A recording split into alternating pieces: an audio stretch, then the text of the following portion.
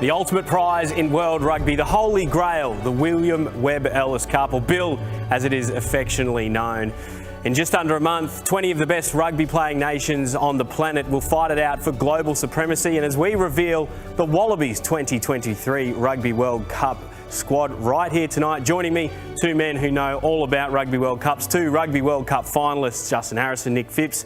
This is an incredibly exciting time, isn't it? Losing finalists always brings back a bad taste, doesn't it? I wasn't going to go there. Playing in a final is something to be proud of, but this is a very exciting time, isn't it? It's amazing. You know, as a player, I think I was the human Statue of Liberty. On squad announcement day, I stood still for the whole time, terrified my mobile phone was out of reception. The big Nokia was a lot bigger than they are now. But I stood there until I got the good or bad news, and I think I levitated off the ground after the phone call, that was for sure. What was it like for you, Nick? There's no more exciting day in your life, I don't think. You're sitting there waiting, nervous, you're buzzing, and when you get that call, it's so exciting. You just want to call your parents, your girlfriend, your wife straight away. You want to really tell everyone you know you're going on one of the best adventures of your life. Well, very shortly we will be crossing to Wallabies coach Eddie Jones, but there are some players who've experienced what Justin and Nick have just spoken about, and I'm sure there's plenty of fans at home with similar excitement, so we won't delay it anymore. Here is the Wallabies squad for the 2023 Rugby World Cup.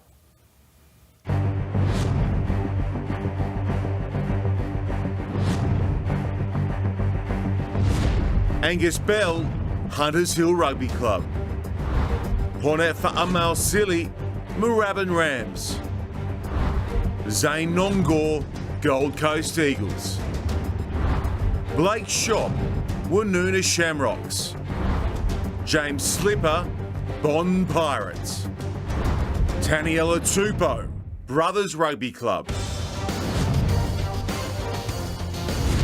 Matt Fesler, USQ Saints. Dave Parecki, Seaforth Raiders. Jordan Welese, Eltham Rugby Club. Richie Arnold, Gentleman of Murwillumbah. Nick Frost, Hornsby Lions. Matt Phillip, Newport Juniors. Your captain, Will Skelton, Wentworth Magpies.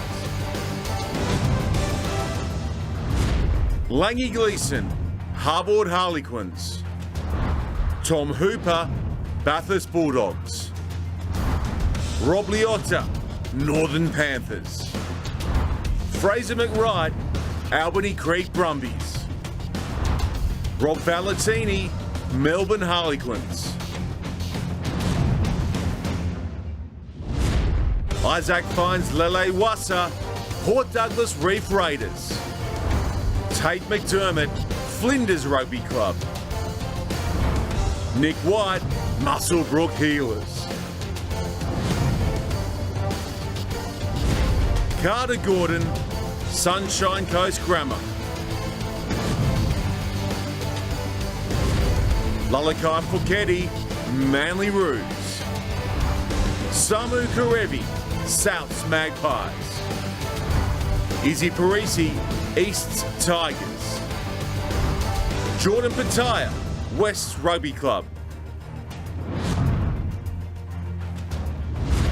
Max Jorgensen, Balmain Wolves.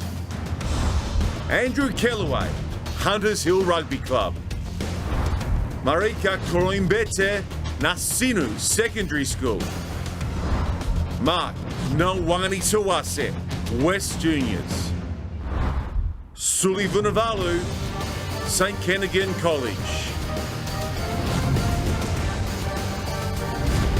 Ben Donaldson, Clovelly Eagles. Josh Kemeny, East Rugby Club.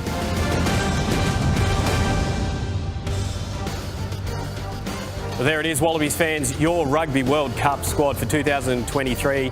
The squad tasked with bringing Bill back to Australia. I think it's fair to say we've just seen this squad for the first time, and there are quite a few surprises, maybe a few shocks as well. Potentially none bigger than Will Skelton as the captain. We will touch on that again a little bit later, and we will even chat to Will a bit later in the program as well. But Goog, Nick, what's your initial reaction? I think it's fair to say there's a lot of surprises there. there's a huge amount of surprises. It talks to us about what we know about Eddie Jones, that he looks at a lot more than just game performance. Will Skelton as captain, he's had an impression in that camp in other areas than just his size and physicality and presence at breakdowns. It's a real pointer as well to maybe the sort of team, Ponefai Masuli, Angus Bell, their starting front rowers. Jimmy Slipper's probably not. He's on the bench. You need a lock as a starter. A lock, excuse the pun, right? Will Skelton's the man. Brought him back overseas. Absolutely. He's your mainstay. You want to build a foundation around someone? Why not do it with someone like Will Skelton, I guess? Exactly, especially someone that leads from the front like he does. Yeah. He's involved in everything when he's out there on the field. It's certainly a new era. You can see the group there, like 25 out of the 33 first World Cup.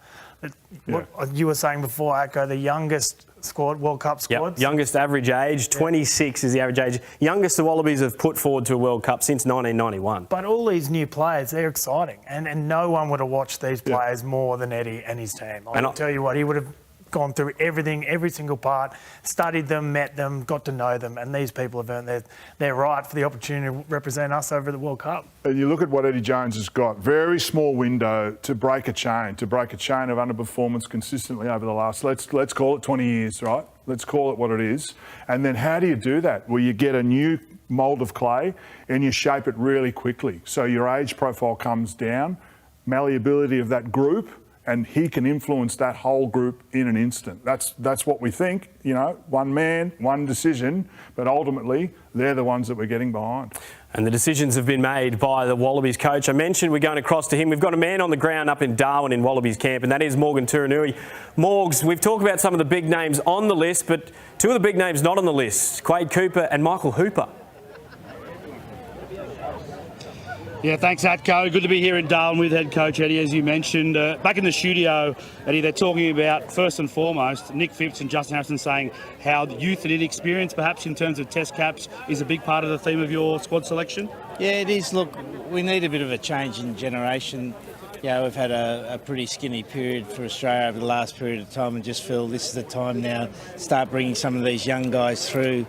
And they deserve the opportunity. It's not as if we're just handing them the jersey or the World Cup opportunity. They deserve the opportunity, and we believe this is our best chance of winning the World Cup and the 2027 World Cup. And on the other side of the coin, I've heard Michael Atkinson talk about it. The two big surprises for people outside the squad. Firstly, Michael Hooper, is that a selection injury issue? What was the thought process there? Well, he's not fit at the moment, and we don't know when he'll be fit. Like, there's a chance he could be fit for the France warm-up game.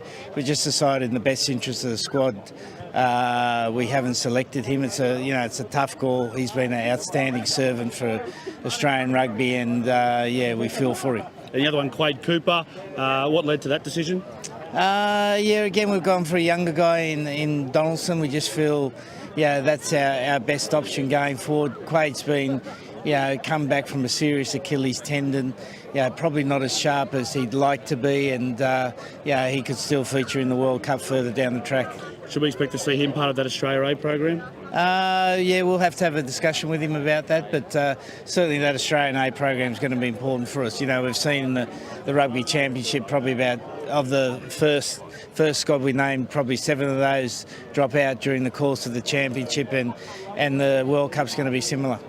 And your captain, Will Skelton, you've handed him the reins to lead this team to the World Cup in France. Talk us a bit through that. Yeah, just feel we need someone who can bring the squad together, make it a little bit tighter. He's got all those attributes. He's a really good team man, and with Tate there, and obviously guys like James Slipper and Nick White to support them, we feel that's the best way to take the leadership of the team forward. Is there an element with Will Skelton? He's a winner. 2 European Champions Cups, a couple of top 14s. He's won with the Waratahs Super. He's almost the winningest player you have. Is there an element to that, to the decision? That's definitely part of the rationale. He's a guy that's used to winning.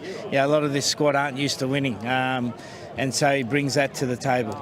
And everyone's always obsessed with who the bolter's going to be. I suppose a couple of Max Jorgensen, who we haven't seen since being injured in Super Rugby. He's probably not ready for another month or so, last info we had. And Isaac Fines, Lele Wassa. Tell us a little bit about those two. Jorgensen, I thought during the Super Rugby season he was one of the standout players. So we always had our eyes on him. At one stage he was going to have an ACL recon, but he's come through a pretty rigid rehab, and he should be fit to play in 2 or 3 weeks. here in Darwin, you've named your squad, you've got 4 days with the team, and then about 30 or a month, 30 days to the World Cup. What work do you need to get into your team to prepare them for that first match against Georgia? Yeah, well, in a lot of ways it all starts now. You know, we've basically had a fantastic pre-season where we've sorted the selection of the squad out, sorted some problems in our game, know the problems that we've got, and now comes the time for the squad to really gel together, to feel the responsibility of representing Australia, which is one of the reasons we've come up here. You know, the top end of Australia, and then next to Arnhem Land is where the civilization started. So I want the players to feel that responsibility, and also, have an opportunity to not only train hard in difficult conditions, but also have time to relax a bit in Darwin.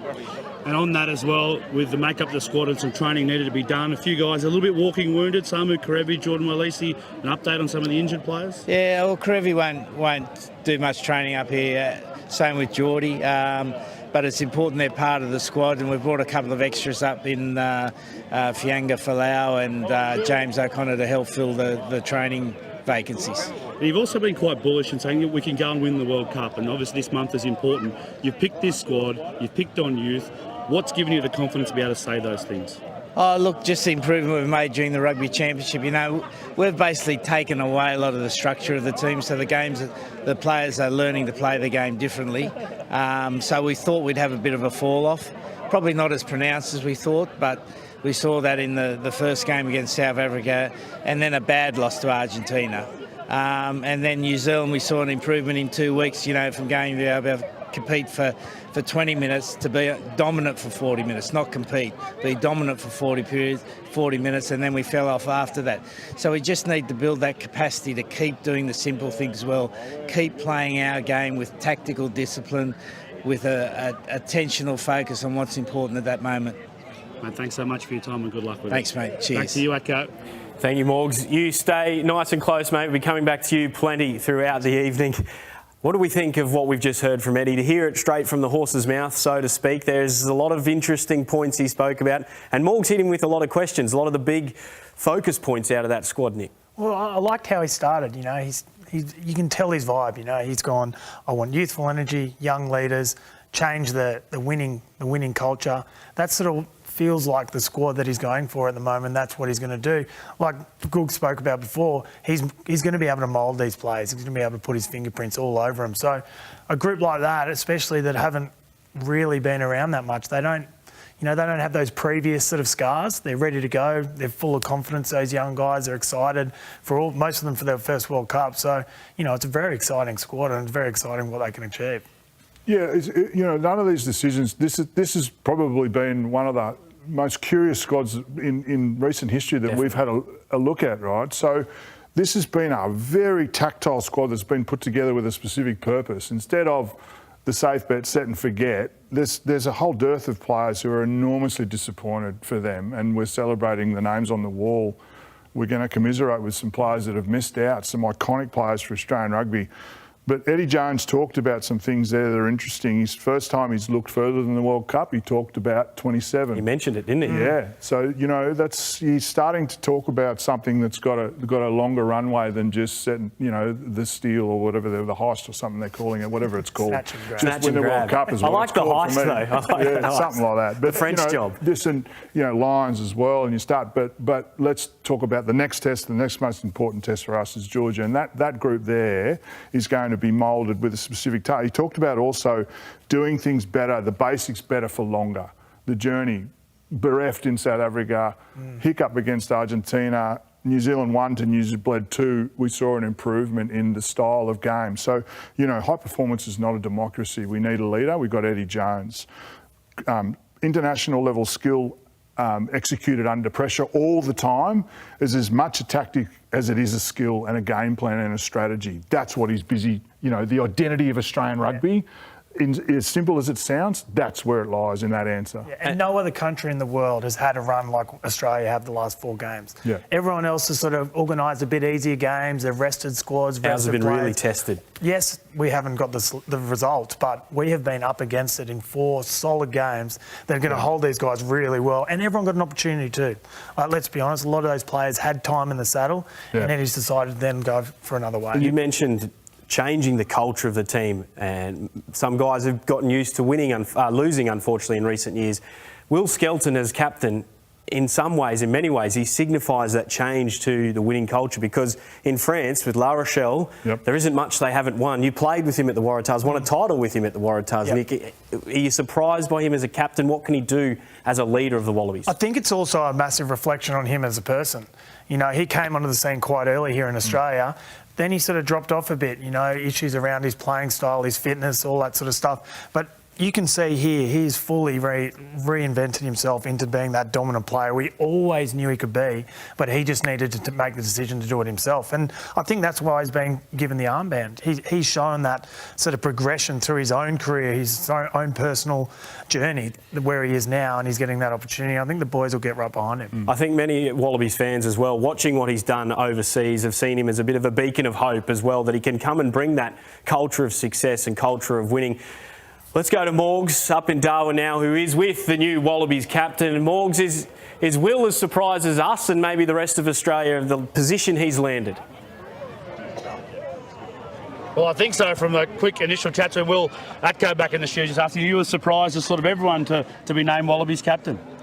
Yeah, very shocked, nervous. Just a few emotions I had when Eddie gave me the call. I was very reluctant at first, but when the big man calls you, he seems to follow his lead, and I trust his guidance too. So, no, I'm excited for what we have in store, and we've got a young group who are itching to play and get better. Did he explain to you what he wanted from you? Did he want you just to be yourself and continue playing the way you are, or do you need to maybe change your personality to be the leader, or worry about getting some media training to make sure the press conferences are okay? What's he said to you? I think he'll deal with the press conferences, mate. He asked me just to be me, and that for me, it's being myself, not forcing any chats that need to be had. I'm pretty good around the group, getting around the young boys, providing energy where I can, so I'll just keep sticking to that. And we've got a world of experience in our team. Slippy, 150 caps or close to that. We've got Whitey, Callaway's coming through as well, so I think I'll be leaning on those guys definitely to help me with this journey. And as a kid coming through Western Sydney, coming into the Waratahs, I remember you being almost poached to Auckland at one stage, I think by Graham Henry. We're going to lose you to New Zealand. You stayed in Australia. You played for the Wallabies. You've gone overseas, been successful. Now you're back. You've played a few test matches back in, and you're the Wallaby captain. Did you ever dream as a kid that this moment would arrive? No, not at all. I think the captaincy was never in my thoughts or in any future thoughts. I think I'm trying to play a role here where provide experience, add value where I can, and now with this role, I'm not going to change anything. I think it's almost going to help me better with my game and worrying about what I can control. I think that's the main thing for me. And on Stan Sport right now, the rugby faithful, the true Wallaby fans are all watching on the back of this squad. Really, what's your message to them as the new Wallabies captain for this World Cup? Just to keep backing us. We're a young squad. We're full of energy. We've been slowly building the last few weeks. We haven't got the results, but as a squad, we've seen improvements, and we're ready to attack this World Cup. Thanks so much for your time. Congratulations. Can't wait to back you and your teammates over there in France. Cheers, mate. Back to you, Atco. Yeah, thank you, Morgs. And a big congratulations, we must say, to Will Skelton, who will be the Wallabies captain over in France for the 2023 Rugby World Cup. When we think captains, we automatically first think is how they're going to go addressing the team, addressing the media, addressing the public. We don't hear Will Skelton talk a great deal. What did you make of his first, I guess, official speaking duties as captain of the Wallabies just now with Morgan? Well, in some ways, that's the key. You don't need to, when we talk about being exposed to different levels of rugby and escalated through that representative timeline, you're not asked to invent new skills and find something that you can't do. And being awarded captaincy does a few things. You either earn it because you're a senior player and you're a leader and you're the best player in the team, or it provokes performance and leadership in someone that you want to build affinity with. Eddie Jones, very good at recruiting disciples for life. Will Skelton is his disciple for life now. He's brought him back from overseas. We like his story too. He showed up early, big boy, a bit out of condition, went overseas, learnt the game, learnt the tight forward play, came back, is imparting that, isn't it? That's a good story. And I think that is his personality right there. Very humble, very quiet.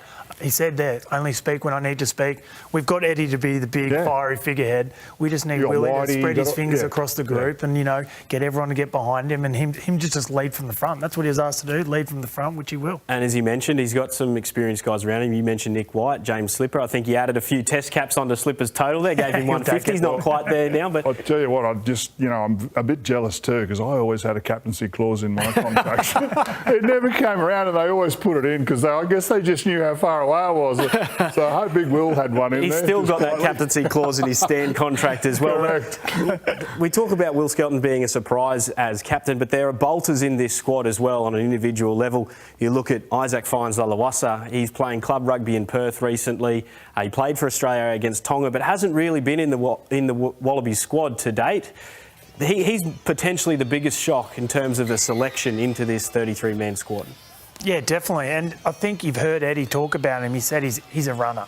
He's a runner, mate. He said that before, which when you look at the profile of the other halfbacks there, you got Whitey, who's very set-piece dominated, good kick, good pass, and then you got Tate. There's a little bit more of a blend between the both of them. So that way Eddie's able to pick, depending on the opposition, who he wants to run with. And, geez, that would have been an exciting phone call for him yesterday. I reckon he was even seeing if some of his mates were stitching him up. Yeah, well, you talk about being a runner and creating some things. Lalawasa good at creating things under adversity. Max Jorgensen as well, mate. We think about that name. And you know what the thing about Max Jorgensen is? You see all these schoolboy clips, right? And then they come through to professional level and they get exposed a bit. His clips look exactly the same in a Waratahs jersey as when he was 12. So he's treating established professional players like 12-year-olds. Fantastic. Endurance, dealt with some adversity early in his career, injury-wise. His old man's probably given him a few stories about how to deal with that as well, because he copped a few injuries as well. But what a great story that is. Max Jorgensen, and then we talk about the future of Australian rugby. Absolutely. That's what you can do. Well, you can see him walking around in all the clips with Wally there. He's in charge of that, so he's got a big responsibility. If he does take the field in France, he will become the youngest Australian to represent the Wallabies at a World Cup. And how's this for a stat? He actually turns 19 on the 2nd of September. He was born in 2004, so he wasn't even alive when Eddie last took the Wallabies to a Rugby World Cup. 2004? How long after the World Cup? About 10 months after the World Cup. Big party. Yeah. Were you still going good? Well, Morgan, our man up in Darwin, he is standing by right now, and he does have with him Max Jorgensen and Isaac Fines-Lalawasa, two very excited selectees, I guess you'd say, Morgs. Thanks, Atco. Yeah, and the boys back in the studio want to know, what did your parents say? What was it like to find out? Max, you first. What was it like finding out you're in the squad, and how was Mum and Dad's reaction? It was unreal. It was a dream come true. I found out I was at home by myself, so sort of celebrating by myself for a bit there. But rang Mum and Dad straight away, and they were stoked. They were so happy for me. And we've seen a lot of your old man on the big screen at matches. He always likes to get his mug on TV. Do you think now he's going to be at every World Cup game trying to take your thunder again as usual? Yeah, he loves to do that. Yeah, he'll definitely be there. We'll make sure Pete stays off it. Isaac, for you, slightly different. Back in Perth, playing for Perth Baseball at club rugby. Get the call. You're now in Darwin, part of the World Cup squad. How was that little whirlwind piece of time in your life? Yeah, crazy. Probably 24 hours. I'm about to head into a team meeting at the Force, and then had the call, had a little surprise, and let the family know ASAP, and then sort of had to pull myself together before team meeting. But it was awesome. Only just been into camp. What's the messaging been around what is expected of you and the players? Obviously, we want a connection between the players. We want a connection off the field, and definitely on the field, and that's what we're aiming for moving forward. And had you had communication from Eddie and coaching staff that you were still in the frame, or did you think that the 3 nines that were part of the squad would be what happened to the World Cup? How big a surprise was this? I guess you always keep the hope, keep the faith, but it was a real surprise. But I did keep in touch with a few of them, just sort of stay ready, and I guess here it is. And Max, for you as well, obviously injured at the back end of Super. How's the injury? What's the window to you being ready to play? Knee's coming along really well. Probably only now another 2-3 weeks till I'm back being able to play, so not too far now. And you made the almost brave decision not to get surgery, to look as far afield as you could for solutions to be in this situation now. Was there ever a time you thought, well, I'll just worry about next year, it's the next World Cup, or did you always think you're a sneaky chance of being here today? I always had hope, but it was a tough decision between the non-surgical and the surgical, but honestly did what was best for my knee by not getting surgery on it, and here I am today. And being a young player, Will Skelton's already talked about the confidence he has in young players. You had that taste of Super Rugby. You're confident you can come and contribute and when given a chance, perform for the Wallabies in France? Yeah, 100%. Yeah, I know I'll be ready, especially coming off the back of my first Super season. I know I have the skill. I can back myself, and I'll be ready. And Isaac, the last one with you, a bit more mature as coming in, as everyone talked about the Bolter thing. Is there some people along the pathway that you think back now and go, I'm glad I stuck it out, these people helped me come through? Everyone's got people to thank. Any special people you want to thank? Oh, I guess it starts with sort of every coach I've had, every coach that believed in you, every coach that didn't, and yeah, I'm just stoked to be here, and hopefully I can prove the coaching staff and this team right. Well, there you go, Atco and gents in the studio. Two somewhat bolters, but fine footballers part of this Rugby World Cup squad 2023. Yeah, and they should be very proud, and hopefully all their past coaches and family and friends are very proud as well. Thank you, Morgs. Isaac Fines-Lallawassa, when he was playing in the Queensland Premier Rugby competition, was once described as smoother than a wet frog's armpit. That's how exciting he was on the field. There's a couple of bolters. Another one in the squad is a guy we've seen in gold before just a couple of times, but hasn't played this year, and that's Ben Donaldson. Goog, what role do you see Ben Donaldson playing? Well, Eddie Jones talked about the most important members of this squad are the 5 or 6 that are probably not going to be walk-up first starters. Yep. Ben Donaldson's definitely one of those. Mm-hmm. Isaac Fines-Lallawassa's one. Really important that those blokes don't have a just happy to be here attitude as well, though. They are there to wear an Australian jersey at some point, whether it's at training, walking onto a plane in a suit. Hopefully they iron those shirts before they get on. But, that's really important how you carry yourself. Now, Ben Donaldson, we know, is one of the most naturally gifted footballers in the country. He's very, very good. And he needs direction and principles of play and basics done all the time. And Eddie Jones, he's again one of the very good and best coaches at recognising talent and drawing that out of someone. I think it'll be really good for him as well without Quade in the squad for a little bit. Get out from under that shadow, take more of a leading role. His role through the week will probably be to act as the opposition 10. Yeah. So when the main team's starting, the second team's there running opposition plays, he'll be the one directing traffic and getting a lot of confidence in that sort of role, which will be good for him there. He's got a big role to play in supporting Carter Gordon, who now is the main man. He did start in Dunedin, he started in Melbourne as well, but going to France as the only nominated fly half, he became a superstar out of the Rugby Championship for the Wallabies.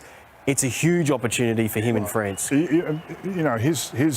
His progression, his decision to move down south, take the reins at the Rebels, the disappointments of last year and his emotion and what it meant to him to play. This year, Super Round, he arrives on the scene and he hasn't stopped since. He's a threat with the ball and without the ball. Isn't it funny that we've Mark Nawinatawasi, Angus Bell, we've moved past them now. They're not the young players of the group. They're not the, we've got these, and Carter Gordon, what he did in Dunedin against the All Blacks, I think gave us a lot of confidence and, pressure, right? There's a lot of pressure.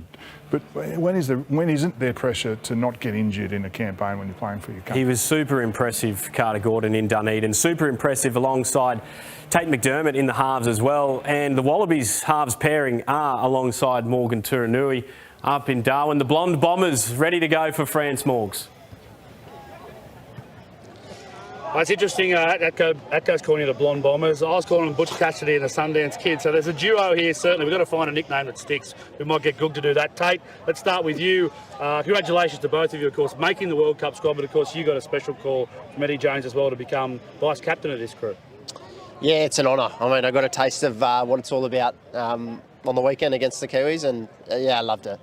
So it's a massive responsibility, and I'm looking forward to getting stuck in with Willie. I couldn't be happier for him.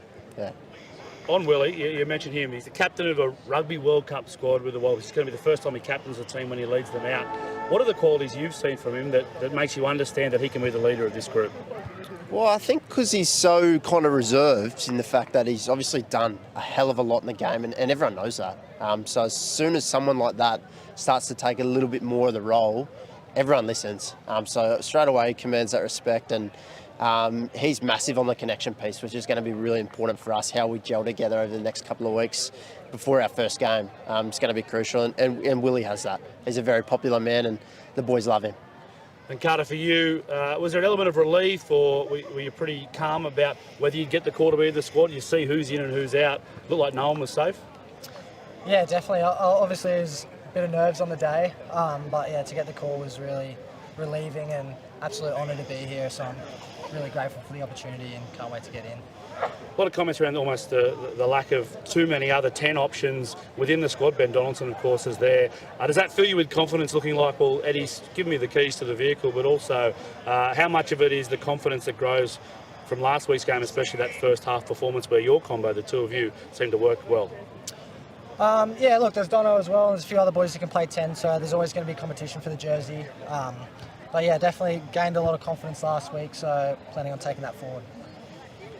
You're not the same age, but of course came through Sunshine Coast Grammar, the same place. What was the crossover? Did he bully you or anything? What was the crossover like at school? I think he tried to, but it backfired on him. Nah, it's tough to look up at someone and bully them.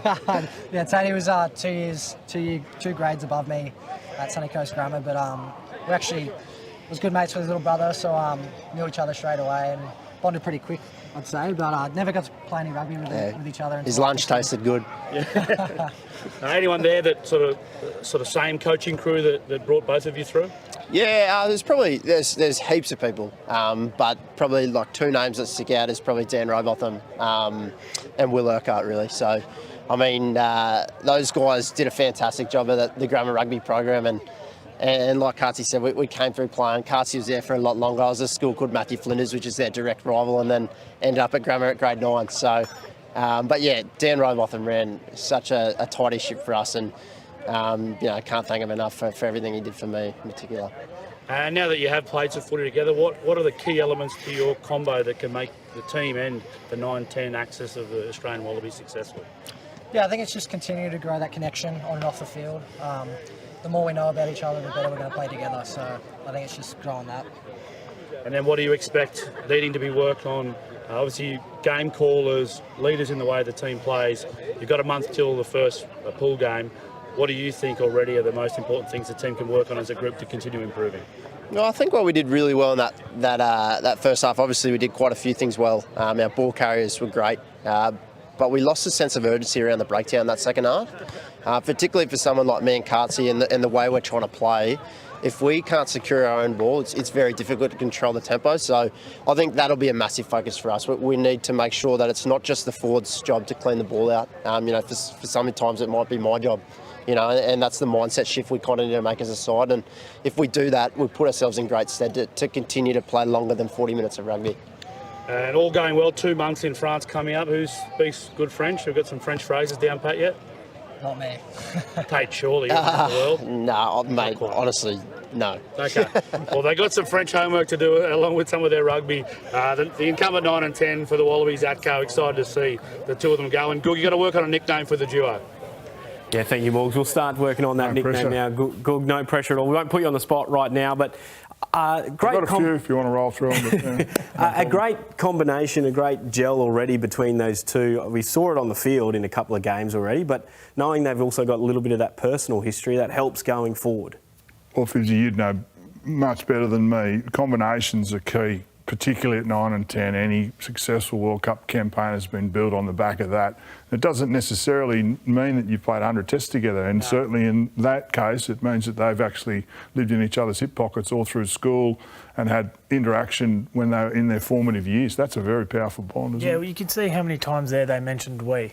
That was nice. They already see themselves as a real pair there wanting to take Australian rugby forward and really launch themselves into this World Cup. And they complement each other in the way they play, but as Tate touched on there, they also want to complement the rest of the team. There's, no job is above anyone in the team. He's willing to roll up the sleeves, get in, secure the ball at the breakdown, as he said. I don't know how Tate's going to go against maybe the big forward pack from Wales or Fiji, but I think having players in a side that get in there and are happy to do other people's roles for the betterment of the team is only going to help the Wallabies. And one guy we've seen in his very short international career so far willing to go looking for work is Mark Nwanganitawase. He has just become an absolute, not just Australian rugby superstar, Nick, but he's almost become a global rugby superstar with what he's done in a very short period of time in the Wallaby jersey. Well, he's incredible. You know why I really like Marky Mark? Because he started out of school, he went into club footy. He did his time there, did his club footy, came to the Waratahs, got an opportunity.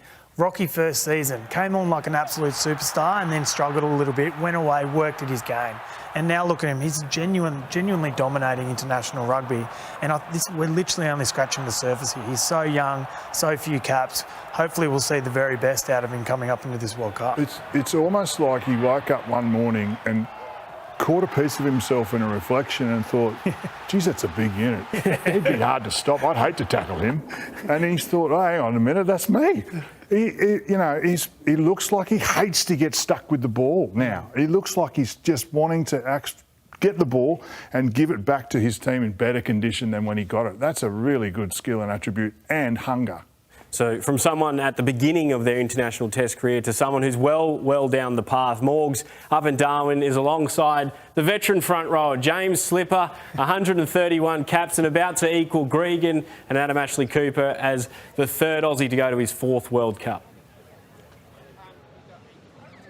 Thanks, Atco. The boys in the studio are talking about going to your fourth World Cup. So the theme of today has been youth in World Cup selection. It's the least amount of total caps since 95. It's the least average caps in the squad since 91. In the middle of it all is you, James Slipper, fourth World Cup. Yeah, exactly. No, congratulations. And how good was it to get the call and confirm you're going again? Oh, it's always a good feeling when you get involved. You got the call from Webby the other day, and it was just, it's a humbling feeling. Just, being able to pull on that jersey at a World Cup's always special, and I get to do it again. The captaincy, Will Skelton has been named. A surprise for pretty much everyone. Yeah. A surprise in the squad as well? Had an inkling. Okay. Yeah, no. I tell you what, you know it all in the group. So what do you think he's going to be like as a captain? He'll be himself, and that's what we want from him. He's got that much respect from the boys. He's a quiet man, but when he talks, people listen. And with Willie, if he says he's going to do something, he'll do it. And that's an easy thing to respect. So we're so pumped for him. I'm pumped for him. I can't wait to get behind him. I know you're not a man for records, but one of the ones that are being talked about is 2 more World Cup games to equal, and then a third to surpass the record for most caps by a Wallaby at a World Cup. Will you allow yourself a little moment if you can achieve that? A little pat on the back to yourself, James Slipper. Well done. Look, I'm not too sure. I didn't know about that record until you told me before. You got too many of them. It's hard to keep up. Hey, mate, I'll trade anything in for a win, mate. That's you know that. So it'll be special to get there, but we got to get there first. And how good has it been for you, the benefit of having Angus Bell back, someone you can share the role with? He sort of hit form straight away off the back of a long-term injury. Oh, he was awesome, mate. So, he's obviously had a long-term injury. He's trained really hard on the body, and he's come back and he's been playing really great. So he's been one of our best, and it's really good to see him kick on, and hopefully now he strings a few games together and causes a bit of a scene over in France for us. With the injury to Alan Alatoa, has there been any talk about you covering tight head a bit more? No, we've seen you do it before, not for a while, not long term. I know it's maybe a little bit harder job. I've been told, but I've gone rogue. Is Eddie blowing up here at me asking this question, or what's the answer? Look, it's a possibility. Anything's a possibility, but we've got a couple of really good tight heads there already, and so hopefully they do a job before they wheel me in there. Okay, and this group, you sort of touched on it a bit. What makes you confident in this young group coming through that you can go to this World Cup and go deep? Oh, that's the thing. Like we feel like we're going in the right direction. Firstly, like we haven't got the results so far. 4 losses from 4 games, but each game we've gotten better, and we've taken a lot of confidence from that.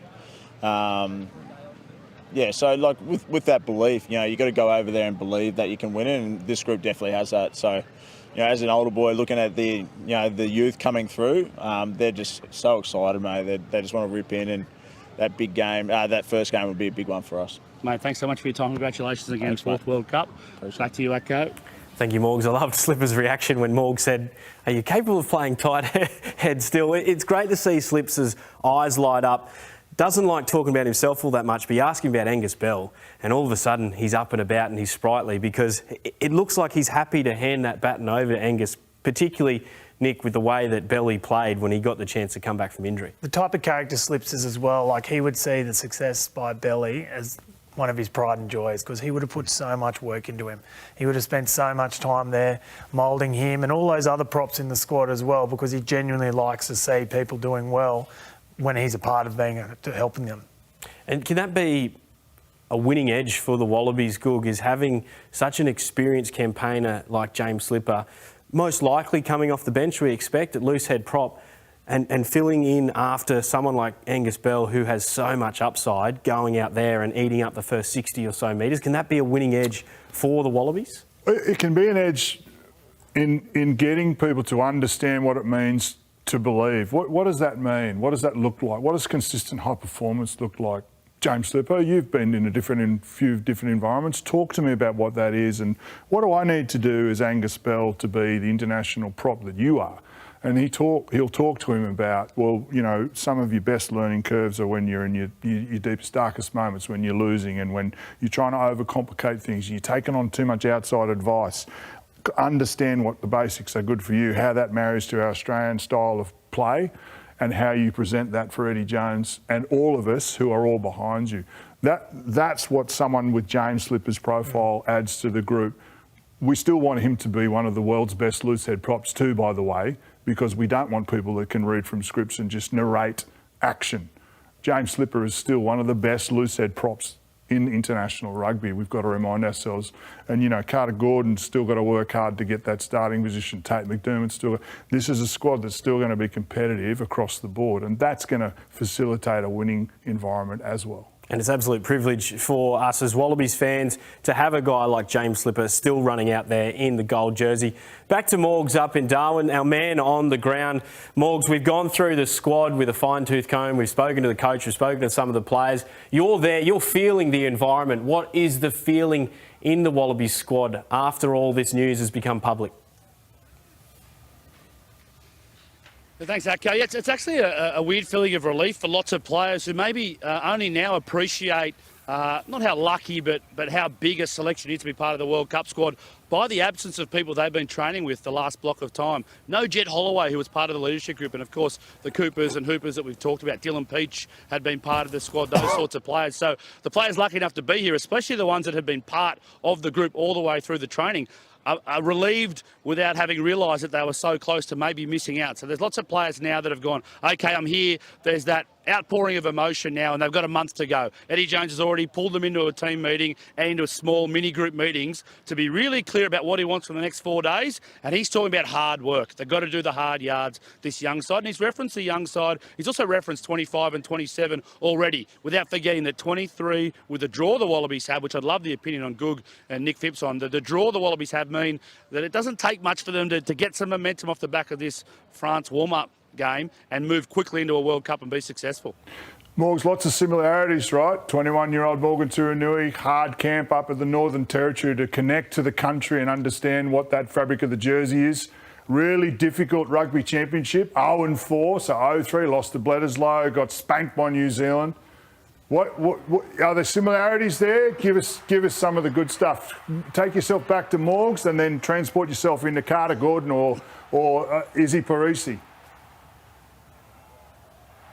Yeah, I think they look a bit better conditioned, ready to go. The one thing they were all asking today, Goog, actually, about what was happening in 2003. I said, you guys are lucky. We were here a lot longer. It's only 4 days. Yes, you're going to get flogged. It's going to be hard, but it's a short space of time. Eddie's already talked about connecting to land, getting out into Arnhem Land. Goog, we went to Mount Borrowdale. We nearly lost Lottie to a crocodile attack. We did some barra fishing, but more than that, we connected as a group of men, and that's what the Wallabies too will be able to do. They'll do a few days of hard work, but so important what they do behind closed doors when they fly into Arnhem Land and connect to this country of ours. Morgs, over the next sort of couple of weeks before they leave, do you have any idea about what their schedule is? They doing some time up there, obviously, then they're getting back to Sydney, or where do they get together, get ready to get over to France? Yeah, I think they fly out next Thursday, so they're here and through the weekend, and then Drummoyne Oval next Wednesday is an open fan day where everyone, all part of the community in Sydney can get out, get down and see the Wallabies there. That's their farewell. Then they're on a plane and, of course, preparing for the Saturday or Sunday week match against France. That's the interesting one too, Nick and Goog as well, I suppose. Do you play the team you think will start the Georgia game, or does Eddie get a look at some of the players he hasn't perhaps seen that he's selected in the squad? Yeah, it's an interesting point you raised there, Morgs. I'm sure we'll see that and we'll be watching very closely weeks to come. You mentioned the Wallabies are going to work hard over the next 4 days. You've jammed 4 days of work just into the last half an hour, 40 minutes. So well done, Morgs. You've earned yourself a nice cold bevy up there, I think. Thank you very much, Morgan Turinui, our man on the ground up in Darwin. As Morgs mentioned there, the next time we see the Wallabies take the field will be that last match, the warm-up match against France, over in France, live and exclusive to Stan Sport, Monday the 28th of August. As we look at here, last year's spring tour, Goog, they went oh so close to beating this very formidable French side in France last year. Yeah, and it was on the back of a reaction, right? So they understood what they needed to do more often well. They were controlling the pace of the game, putting back-to-back simple skill execution at an international level consistently. And so this game before the World Cup is going to be a settler. You know, it's actually not that important, in my feel, is who takes the field. What we need to see are the principles and style of play improve again from bled to improve out of sight from the first game of the Rugby Championship. We start to see that Wallaby style of game plan, and then that takes the whole squad into the World Cup there, Fibs. Well, and they won't be taking it easy because France rolled out their B team against Scotland about a week ago. They'll be playing their best players to get that continuity going. Yeah. So it's going to be a very tough game. Along with the theme of Rugby Championship, we've got 5 really, really tough games under our belt. It's ready to get into the World Cup. It's going to put us in our best stead. And that game against France is just 2 weeks before our opening game of the Rugby World Cup against Georgia. If we look at the pools now, this is how it looks for the Rugby World Cup in France this year. It all kicks off on the 8th of September. If we start at Pool C, where Australia find themselves, and it's very familiar foes, isn't it? We've got Wales, we've got Fiji, 2 teams we've been in the same pool as for the 3rd World Cup in a row now. Can I just tell you? Start there. They aren't easy beats. Yeah. They're set piece, power, all the things that you need in a World Cup campaign to be consistent is your foundation. They've got a foundation. Nearly all of those players are playing in top 14 France or Pro D2, professional players. And incredible scrummages as well. Yeah. You know, that's one of the really key elements of World Cup rugby as well. So they're going to be formidable for a lot of reasons, but Nick, particularly for their set piece. This pool is going to be hard. It's been mentioned that it's an easier draw, but that's a tough pool. Fiji have played 4 lead-up games. They've won all 4. Wales are back to their best sort of rugby. They're playing the, Gatland ball again all of a sudden, which is very set-piece, kick-dominant, physical game. So Wales absolutely pumped England last week as well. This is a very tough pool, and it's going to be very exciting to see how we go. It's going to be interesting, what combinations we're rolling out against who, our game style. And not just that, you look across the board here, these teams are stacked with the best talent I think we've seen in any World Cup. These teams are absolutely firing. So that's a good opportunity. It's going to be awesome. A good opportunity to go and look at some of the other pools. We start with Pool A. New Zealand, 3-time World Cup winners, in incredible form at the moment. And they've got France, the hosts, and that's the opening game of the tournament. You look through there, even Italy, they knocked us over on the spring tour last year. That's an incredibly exciting pool as well, Gould. Uruguay knocked over Fiji in 2019. The intrigue of the All Blacks v France is going to be the headline act for that pool. And they might just punch each other. It's like the simultaneous knockout punch, right? A couple of injuries and who knows, right? Italy get a chance. Riding across all of these pools and themes, right? Don't forget how easy it is to have sanctions and rule interpretation influence the games as well. You might take all of the form in the world into the game, and then there's an interpretation and a yellow or red card, which determines sometimes a big part of the game. Look at Pool B, some heavyweights. You've got the defending world champion South Africa, you've got the world #1 ranked side in Ireland, and then you've got Scotland, who are a smoky in many people's eyes. Tonga looking really strong as well. Romania, they're experienced World Cup campaigners as well. Pool B really whets the appetite just by looking at the names on the list, Nick. Pool, right?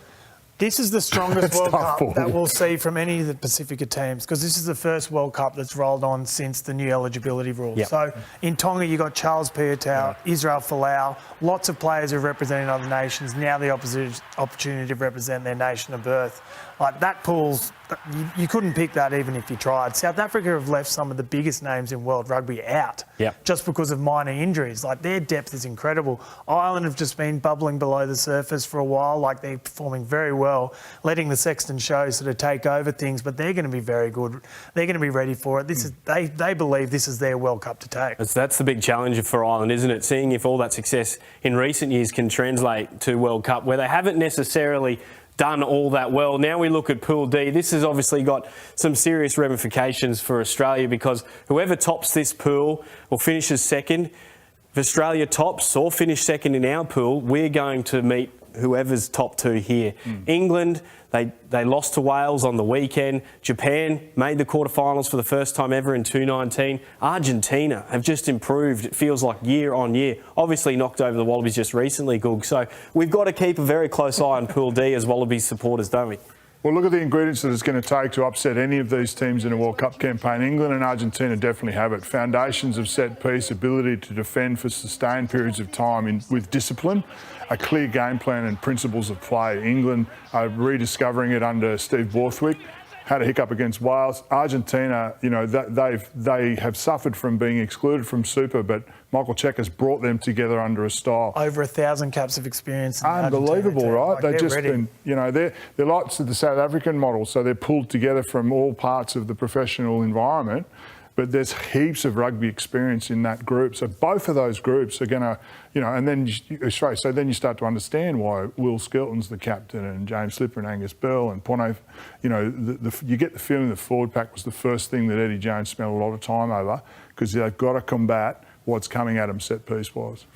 It's incredibly exciting. Thinking ahead to less than a month now, and the World Cup kicks off in France. New Zealand versus France, the very first game of the tournament. And when we look at all the teams listed in front of us right now, you can't help but get excited. Of course, we'll have all the action of the entire Rugby World Cup right here on your home of rugby, Stan Sport. For us, it will kick off with the Wallabies warm-up game against France Monday the 28th. But all the Rugby World Cup games live and exclusively free in 4D Ultra HD, 4K Ultra HD. Go to the Wallabies. Go to the Wallabies. That's our team. Get behind them. Validate it by cheering them on and supporting them. Yeah. Not waiting for them to fall over. Justin Harrison, Nick Phipps, thank you very much for joining us tonight to go through all of it, go through this Wallaby squad. To you at home, thanks for joining us on Rugby Heaven. As Goog said, go the Wallabies.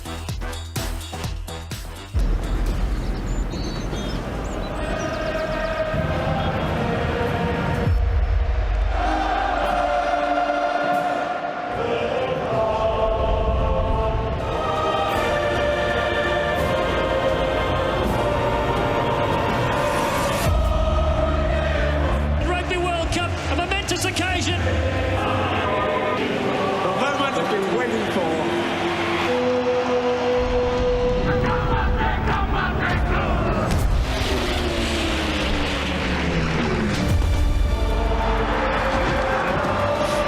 Japan searching for more tries.